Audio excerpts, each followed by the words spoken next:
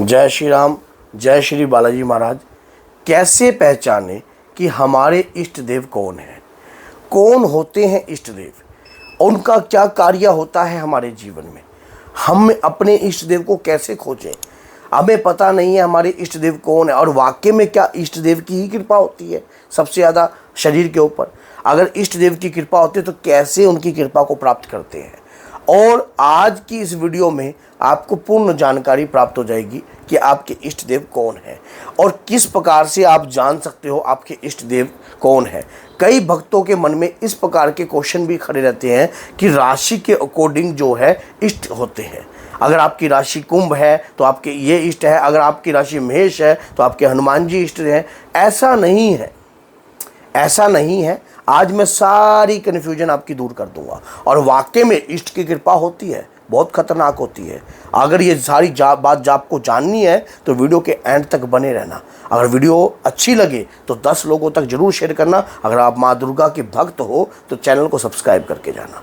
तो क्या होता है कि देखिए, इष्ट वो जिनके प्रति हमारी व्याकुलता उत्पन्न हो, हमारे मन में बेचैनी उत्पन्न हो, जिनके नाम से, मान लीजिए जिनके नाम से, मान लीजिए माँ दुर्गा से आपको प्रेम हो चुका है, माँ कालका के स्वरूप से प्रेम हो गया है। मान लीजिए कि माँ दुर्गा के कई रूप हैं, अनगिनत रूप हैं, कल्याणमय रूप है माँ दुर्गा के, लेकिन उनके एक स्वरूप से आपको प्रेम हो चुका है। अगर जिस भी स्वरूप से आपको प्रेम हो चुका है, उन्हीं की कृपा को प्राप्त करने के लिए आप तपस्या कर रहे हो। और जब आप तपस्या करते हो, पूजा करते हो, पाठ कर दिए हो, मान लीजिए आपके हनुमान जी आपके इष्ट देव हैं, तो आप हनुमान जी की कृपा आपको प्राप्त होने लग जाएगी।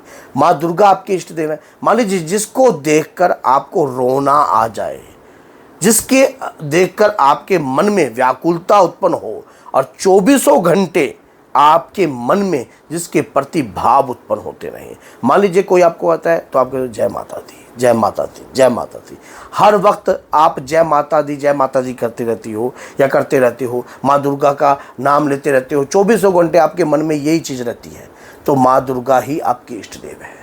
अब इष्ट की कृपा कैसी होती है कि मान लीजिए जब आप लगातार अपने इष्ट के नाम का स्मरण करने रहते हो, लगातार उनके नाम का गुणगान करने रहते हो, तो शरीर पर एक जादूगरी जो है, एक ओरा क्रिएट हो जाता है, जिसके बारे में हम नहीं जानते। बहुत सारे भक्त भी नहीं जानते होंगे कि आपके शरीर का ओरा क्रिएट हो चुका है। लगातार आपकी जो ओरे की मार है कई किलोमीटर तक होने लगती है। जब आप अपने इष्ट का नाम जपते हो, मान लीजिए आप माँ दुर्गा का नाम जप रहे हो, माँ दुर्गा के कोई भी एक दिव्य मंत्र का जाप कर रहे हो, दुर्गा सप्तशती का आप डेली पाठ कर रहे हो, आपके शरीर में माँ का तत्व उत्पन्न होने लग जाएगा।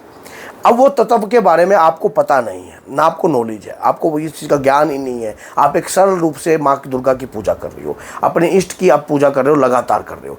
अब आप जहाँ भी जिस भी क्षेत्र में जाओगे, नकारात्मकता आपके शरीर से दूर रहेंगी, नेगेटिविटी आपके शरीर में प्रवेश नहीं करेंगी। क्यों नहीं करोगी? क्योंकि लगातार अपने इष्ट का नाम जाप आप कर रहे हो। और लगातार जब कभी भी आप अपने इष्ट का नाम जाप करते हो तो आपके शरीर में ओरा क्रिएट होता है।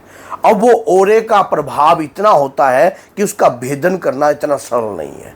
माना जाता है कि ओरे की 18 परतें होती हैं। शुरुआती तौर में जब व्यक्ति लगातार किसी भी अपने इष्ट आराध्या का नाम सिमरन करता है, माला जाप करता है या मंत्र जाप करता है या उनके नाम से कंटिन्यू हवन करता है, तो समझ लेना उसके शरीर के ऊपर ओरे की परतें जो है 3.5 परतें क्रिएट हो जाती है लगातार। ये परतें जो हैं लगातार 3.5-4 महीनों की पूजा से भी प्रारंभ हो जाती है। जो व्यक्ति कलयुग में नवरात्रियों में, गुप्त नवरात्रियों में, आषाढ़ मास की, चैत्र मास की, अश्विन की, इस प्रकार से जब वो नवरात्रियों के अंदर पूजा करते हैं और लगातार पूजा पाठ अपने कंटिन्यू अपने जीवन में भी रखते हैं, ऐसे व्यक्ति के शरीर का भी ओरा क्रिएट हो जाता है। इष्ट की कृपा से, इष्ट की कृपा से ही ये सारा काम होता है। कोई ये नहीं है कि ये कृपा कहीं और की आती है। आपके इष्ट आपका सहयोग करते हैं, पूरे हेल्प करते हैं। अब आपने देखा होगा कि होली क्यों मनाई जाती है। होली में होलिका का दहन हुआ था। होलिका जो कि हिरण्यकश्यप की बहन थी। अब हिरण्यकश्यप का एक पुत्र था प्रहलाद। प्रहलाद निरंतर श्री हरि विष्णु का ध्यान करते थे, लगातार उनके नाम का सेवन करते थे। आप कभी भी देख लेना, जब उन्हें कष्ट दिया जा रहा था तो उनके मुख से जो है श्री हरि विष्णु का नाम ही निकल रहा था। वहाँ पर भगवान शिव का नाम नहीं लिया जा रहा था, वहाँ पर ब्रह्मा जी का नाम नहीं लिया जा रहा था, उन्हें अपने श्री हरि विष्णु से ही प्रेम था। तो हर वक्त हरि विष्णु उनकी आकर रक्षा करते थे। जब उन्हें पहाड़ से नीचे गिरा गया तब भी जाकर श्री हरि विष्णु ने उन्हें जो है पकड़ा अपनी गोद में। जब उन्हें देखा कि गर्म लोहे के मान लो खंभों से जलती हुई आग के साथ बांधने की कोशिश करी, जब होलिका ने अग्नि में जलाने की कोशिश करी, तब भी उन्होंने अपने इष्ट की आराधना करी।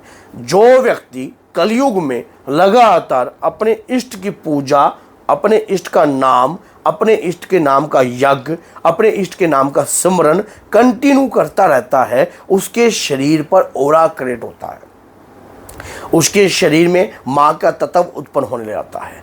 और जब माँ का तत्व उसमें उत्पन्न होता है तो नेगेटिविटी जो आपके नज़दीक आने की कोशिश करती है वो आपको नहीं रोगग्रस्त कर सकती। आप कहीं से जाते हो तो वो आपको पकड़ नहीं सकती। क्यों? आपने लगातार पूजा कर कर अपने ऑरे को इतना स्ट्रोंग बना लिया है कि नेगेटिविटी तो घुसने की सवाल ही नहीं है। कोई नेगेटिविटी आपके नज़दीक आने की हिम्मत ही नहीं करती है। कोई भी चीज़ आपको दबाने की कोशिश नहीं करती है। ये क्यों हो रहा है आपके साथ? क्यों? लगातार जो पूजा कर रहे हो आप, आपके इष्ट हर कार्य में आपका सहयोग करते हैं। जब आप कभी परेशान हो जाते हो ना, आपके जो भी इष्ट है, माँ दुर्गा अगर आपकी इष्ट है, हनुमान जी अगर आपकी इष्ट है, तो आपने 2 गुलाब के फूल और माँ दुर्गा के चरणों में अर्पण करने हैं। एक दीप अर्पण करना है। कोई बड़ी से बड़ी मुसीबत कितनी बड़ी आ रही हो आपके जीवन में, कोई भी कैसी भी मुसीबत आ रही हो, आपने कहना है कि हे मातेश्वरी, मुझे आपकी पूजा का ज्ञान नहीं है, मुझे नहीं पता कि आपकी पूजा किस प्रकार से की जाती है, पर यह दिल आपके लिए बहुत व्याकुल रहता है। मैं इस वक्त इस समस्या से घिर चुका हूँ माँ, मुझे निकाल दीजिए माँ। मुझे इस समस्या ने एक बार सच्चे मन से अपनी माँ को याद करना, अपने इष्ट को याद करना, फिर देखना आपके इष्ट किसी न किसी का रूप धारण कर कर, किसी भी भक्त का रूप धारण कर कर आपके सामने आएंगे और अपने बच्चे को निकाल के ले जाएंगे, समस्या का समाधान कर जाएंगे। फिर आप अचानक ही ये बात कहोगे, यार समझ में नहीं आया, ये केस कैसे सुलझ गया, ये बात कैसे निबड़ गई।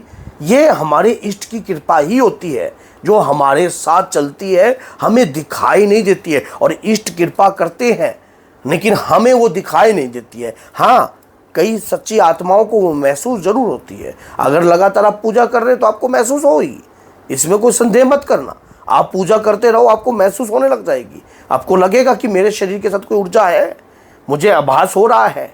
हमारे चैनल पर जितनी भी वीडियो बनी हुई है, एक से एक वीडियो को आप ध्यान से देखना, आपको लगेगा कि वाकई में अगर कोई शक्ति आपके साथ चल रही है। बाबा के प्यारे चैनल, माँ के प्यारे चैनल, दोनों चैनलों पर आपको पूर्ण रूप से ज्ञानवर्धक वीडियो को ही आप देखो कि आपको महसूस होगा कि कोई शक्ति है जो आपका साथ दे रही है, किसी रूप में दे रही हो, चाहे कैसे दे रही हो, लेकिन कोई ऊर्जा है जो आपका साथ दे रही है। ये वीडियो बनाने का मेरा यही मकसद है कि अपने इष्ट की लगातार आराधना कीजिए और 10 लोगों तक ये वीडियो को शेयर कीजिए, ताकि वो भक्त भी जान सके कि माँ दुर्गा की पूजा करने, अपने इष्ट की पूजा करने से आपको क्या फल प्राप्त होता है। तो वीडियो अगर अच्छी लगी है तो लाइक कीजिए, चैनल को सब्सक्राइब कीजिए और बेल आइकन बटन को दबाना ना भूलिए, जिससे आने वाली हर वीडियो की नोटिफिकेशन सरलता से आपको प्राप्त हो। जय सीताराम, जय माता दी।